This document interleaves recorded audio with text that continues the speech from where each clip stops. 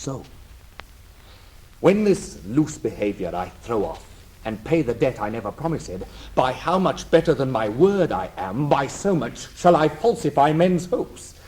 And like bright metal on a sullen ground, my reformation, glittering o'er my fault, shall show more goodly and attract more eyes than that which hath no foil to set it off. I'll so offend, to make offence a skill, redeeming time when men think least I will.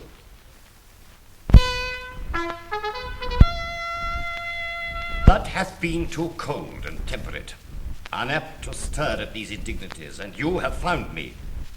For accordingly you tread upon my patience. But be sure I will from henceforth rather be myself, mighty and to be feared, than my condition which hath been smooth as oil, soft as young down, and therefore lost that title of respect which the proud soul ne'er pays but to the proud. Our house, my sovereign liege, little deserves the scourge of greatness to be used on it, and that same greatness too which our own hands have hoped to make so portly. My lord. Worcester, get thee gone, for I do see danger and disobedience in thine eye. Oh, sir, your presence is too bold and peremptory, and majesty might never yet endure the moody frontier of a servant brow. You have good leave to leave us. When we need your use and counsel, we shall send for you. You were about to speak. Yea, my good lord. Those prisoners in your highness' name demanded, which Harry Percy here at Holmdon took, were, as he says, not with such strength denied as is delivered to your majesty. Either envy, therefore, or misprision is guilty of this fault, and not my son. My liege, I did deny no prisoners. But I remember when the fight was done, when I was dry with rage and extreme toil, breathless and faint, leaning upon my sword, came there a certain lord, neat and trimly dressed, fresh as a bridegroom, and his chin new reaped showed like a stubble land at harvest home.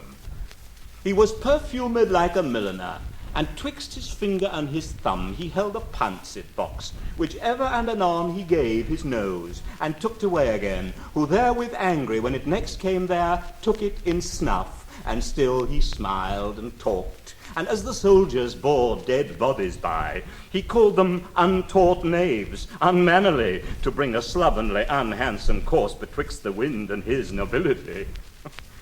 With many holiday and lady terms he questioned me, amongst the rest demanded my prisoners in your majesty's behalf. I, then, all smarting, with my wounds being cold, to be so pestered with our popinjay, out of my grief and my impatience, answered neglectingly I know not what he should or he should not, for he made me mad to see him shine so brisk and smell so sweet, and talk so like a waiting gentlewoman of guns and drums and wounds, God save the mark, and telling me the sovereignest thing on earth was Parmacetti for an inward bruise, and that it was great pity, so it was, this villainous saltpetre should be digged out of the bowels of the harmless earth, which many a good tall fellow hath destroyed so cowardly. And but for these vile guns, he would himself have been a soldier.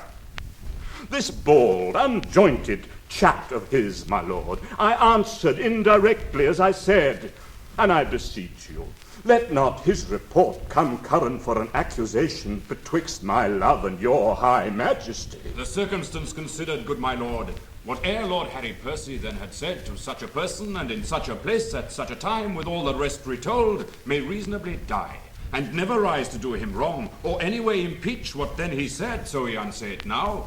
Why, yet he doth deny his prisoners, but with proviso and exception that we, at our own charge, shall ransom straight his brother-in-law, the foolish Mortimer, who on my soul hath wilfully betrayed the lives of those that he did lead to fight against the great magician Dan Glendower, whose daughter, as we hear, that Earl of March hath lately married. Shall our coffers, then, be emptied to redeem a traitor home? Shall we buy treason, and indent with fears when they have lost and forfeited themselves? No, On the barren mountains let him starve. For I shall never hold that man my friend, whose tongue shall ask me for 1 penny cost to ransom home revolted Mortimer. Revolted Mortimer?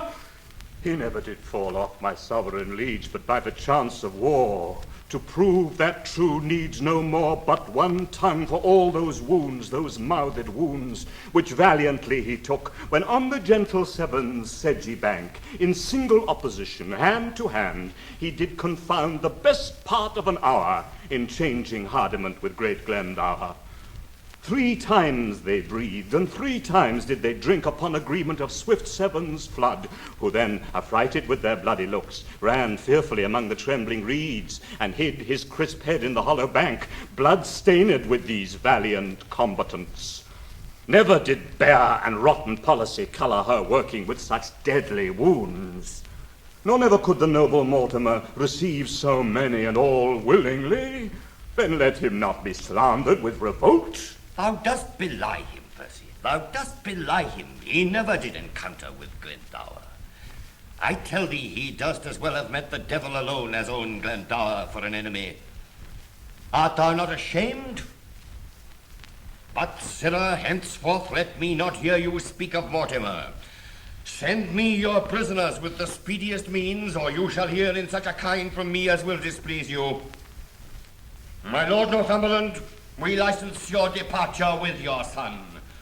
Send us your prisoners, or you'll hear of it. And if the devil come and roar for them, I will not send them. I will after straight and tell him so, for I will ease my heart, albeit I make a hazard of my head. What? Drunk with choler? Stay and pause a while. Here comes your uncle. Speak of Mortimer? Zoons, I will speak of him, and let my soul want mercy if I do not join with him. Yea, on his part I'll empty all these veins, and shed my dear blood drop by drop in the dust, but I will lift the downtrodden Mortimer as high in the air as this unthankful king, as this ingrate and cankered Bolingbroke. Brother, the king hath made your nephew mad. Who struck this heat up after I was gone? He will forsooth have all my prisoners.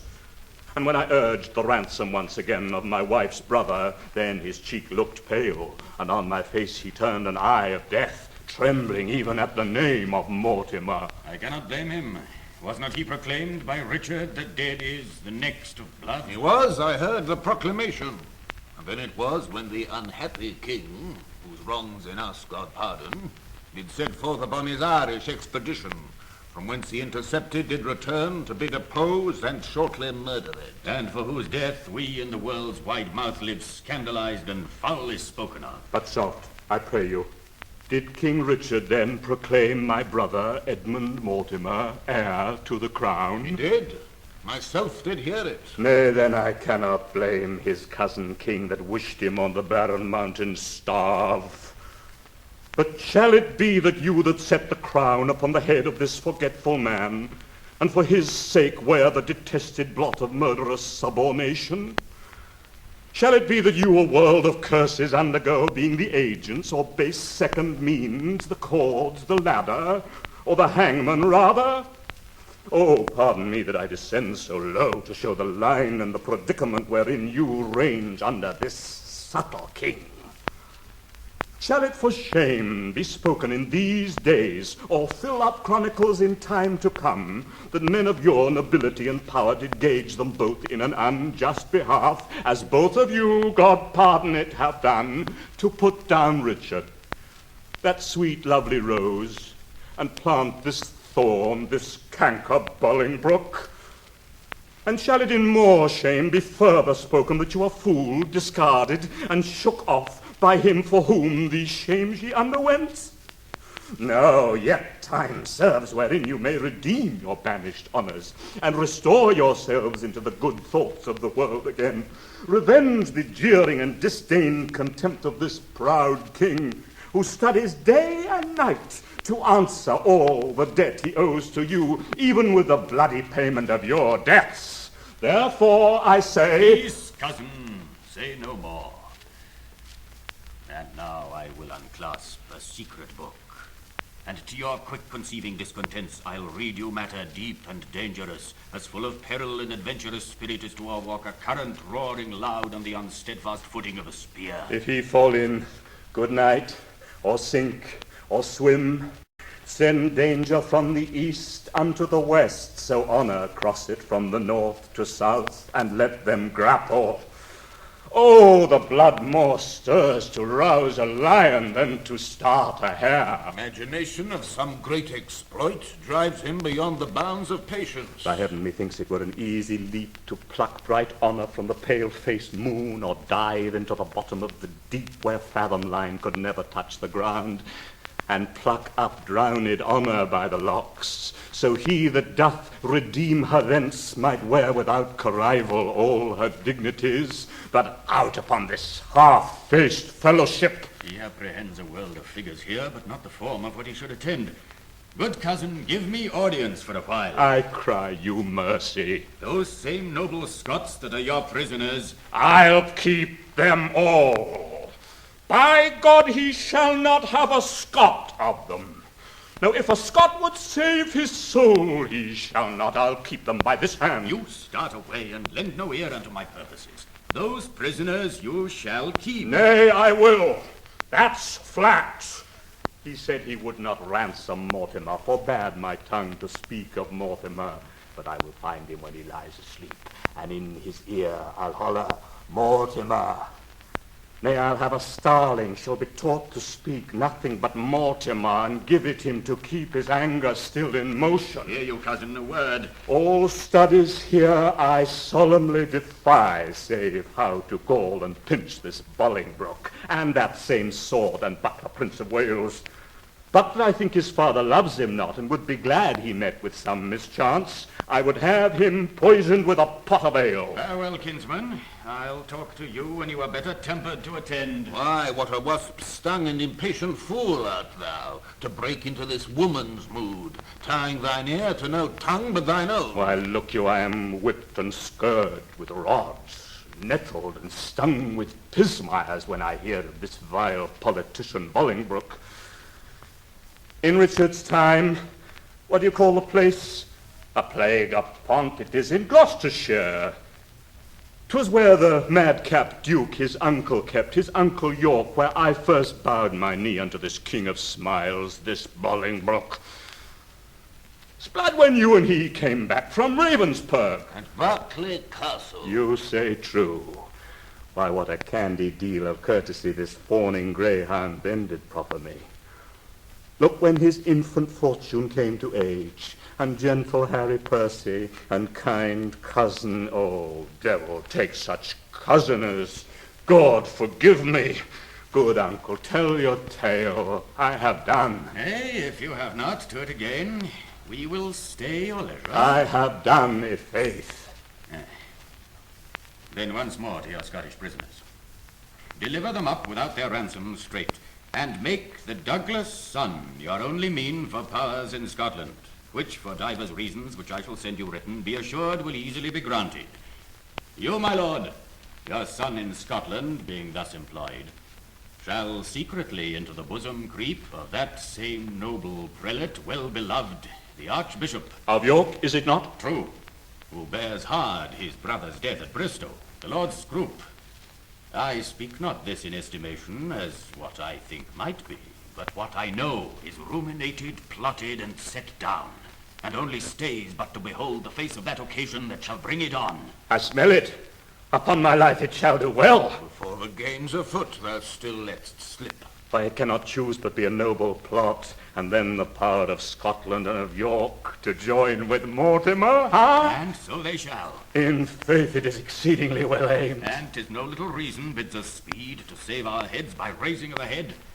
For bear ourselves as even as we can, the king will always think him in our debt, and we think ourselves unsatisfied till he hath found a time to pay us home. And see already how he doth begin to make us strangers to his looks of love. He does. We'll be revenged on him. Cousin, farewell. No further go in this than I by letters shall direct your course.